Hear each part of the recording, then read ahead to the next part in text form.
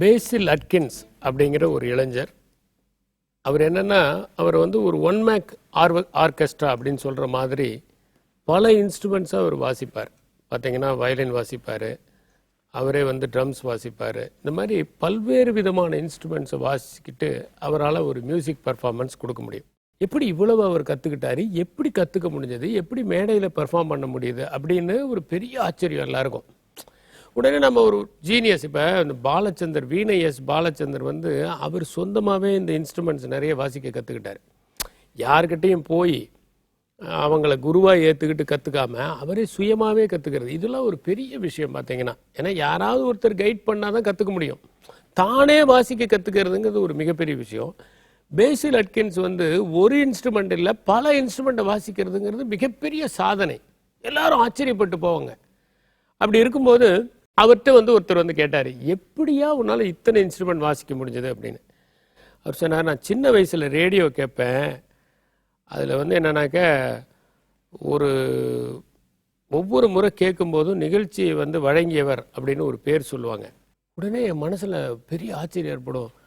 இவ்வளவு மியூசிக்கல் இன்ஸ்ட்ருமெண்ட்டையும் ஒருத்தரே எப்படி வழங்கினாரு, ஒருத்தரே வாசிச்சிருக்காரா அப்படின்னு எனக்கு ஆச்சரியமாக இருக்கும். என் மனசில் ஆழமாக பதிஞ்சு, நாம் ஏன் எல்லா மியூசிக் இன்ஸ்ட்ருமெண்ட்டையும் இவரை மாதிரி வாசிக்கக்கூடாது அப்படின்னு சொல்லி அதனால் நான் எல்லாத்தையும் கற்றுக்க ஆரம்பித்தேன். அப்போ அவர் மாதிரி வாசிக்கணும், அவர் பண்ணும்போது நான் ஏன் முடியாது அப்படிங்கிற ஒரு வைராகியத்தில் வேகமாக கற்றுக்கும் போது என்னை அறியாமலேயே நான் நல்லா கற்றுக்க முடிஞ்சது. இவ்வளோ பிரமாதமாக என்னால் வாசிக்க முடியுது. இது காரணம் என்னென்னா, நான் சின்ன வயசில் கேட்டது தான். ஆனால் பின்னாடி தான் தெரிஞ்சது, அவர் வாசித்தவர் இல்லை, நிகழ்ச்சியை தொகுத்தளித்தவர் தான். பல்வேறு இசைக்கலைஞர்கள் வாசிச்சிருக்காங்க, அந்த நிகழ்ச்சியை தொகுத்தளித்தவர் பெயரை தான் அவர் சொல்லியிருக்காரு. ஆனால் நான் அவரே வாசித்ததா நினச்சிக்கிட்டு இதையெல்லாம் வாசிக்க முயற்சி பண்ணதுனால வாசிக்க கற்றுக்கிட்டேன். சில நேரங்களில் நாம் தவறாக புரிஞ்சுக்கிறது கூட நல்லதுக்கு வழிவகுக்கும் அப்படிங்கிறதுக்கு இது ஒரு எக்ஸாம்பிள். ரெண்டாவது என்னன்னா, நம்ம மனசு தான் பல விஷயங்களை கற்றுக்காததுக்கு தடையாக இருக்கு. கஷ்டம் அப்படின்னு நினச்சோம்னா நம்மளால கற்றுக்க முடியாது, ஈஸி அப்படின்னு நினச்சோம்னா நம்மளால கற்றுக்க முடியும்.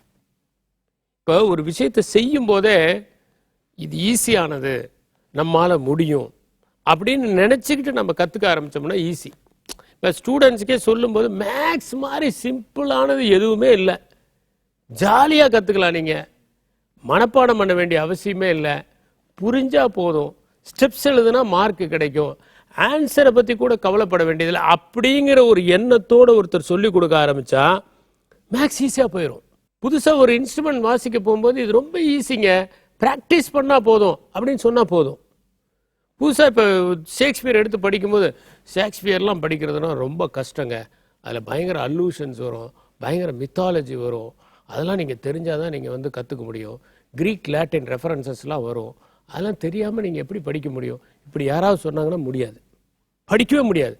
ஷேக்ஸ்பியர் ரொம்ப ஈஸிங்க, சாதாரணமாக படிக்கலாம், பேராஃப்ரேஸே தேவையில்லை. ஏன்னா ஷேக்ஸ்பியர் இங்கிலீஷை நம்ம இன்னமும் ஃபாலோ பண்ணுறோம்.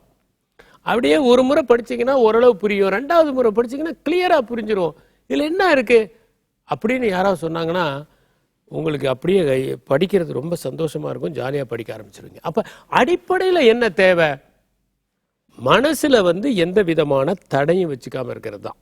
ஒன்று ரொம்ப கஷ்டம் அப்படின்னு நினச்சி அணுகினோம்னா நம்மளால் முடியாது, நம்மளால் சாத்தியம் அப்படின்னு நினச்சி அணுகினோம்னா எவ்வளோ பெரிய காரியமும், மற்றவங்க வியக்கக்கூடிய காரியமும் சாத்தியமாயிரும்.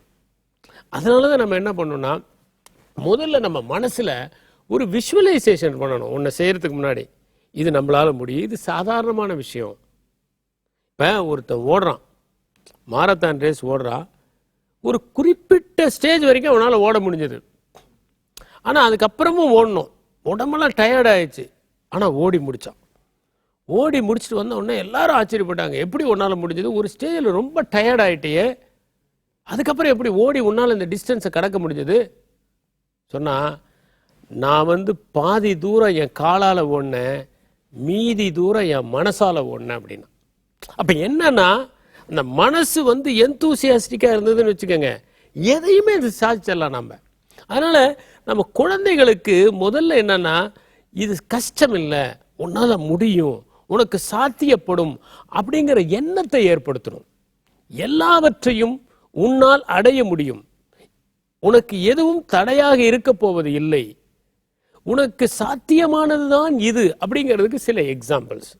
முதல்லயே ஒரு குழந்தைய படிக்க வைக்கிறதுக்கு முன்னாடியே வேர்ல்டு மேப்பை காமிச்சு, இந்த வேர்ல்டு மேப்பில் இருக்கிற எல்லா கண்ட்ரியும் ரொம்ப கஷ்டம் அப்படின்னு சொல்றதை விட, முதல்ல இது காண்டினென்ட், இது இந்த காண்டினென்ட், இந்த காண்டினென்ட், இந்த காண்டினென்ட் அப்படின்னு சொல்லிட்டு அப்புறம் இந்த காண்டினென்ட்ல இருக்க நாடுகளை ஒவ்வொன்றா ஜாலியாக சொல்லி கொடுத்தா. எங்களுக்கெல்லாம் சின்ன வயசில் பார்த்தீங்கன்னா மத்திய பிரதேசம் சொல்லும்போது பாரு கேமல் மாதிரி இருக்கும்பாங்க. அந்த மத்திய பிரதேசம் மட்டும் எடுத்தால் கேமல் மாதிரி இருக்கும். அப்படி ஈஸியாக சொல்லி கொடுப்பாங்க. அது மாதிரி நாம் எந்த ஒரு விஷயத்தையும் கற்றுக்கொள்ள முடியும். எனவே மனமே தடையாக இருக்கிறது. அந்த தடையை நாம் உடைத்தால் எவ்வளவு பெரிய மலையையும் அடைந்து விட முடியும், சிகரத்தையும் ஏறிவிட முடியும். நன்றி, வணக்கம்.